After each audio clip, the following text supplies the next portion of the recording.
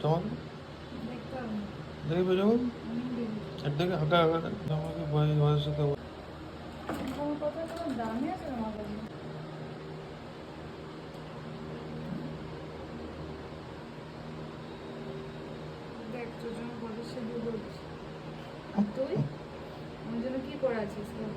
পাঞ্জাবি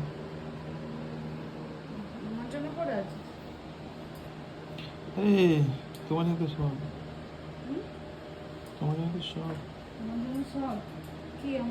শাখাতে ভালো শিখে গেছে তো খারাপ যদি না নি কি করবে তুমি? হ্যাঁ আমি জিজ্ঞেস করলাম নাও তো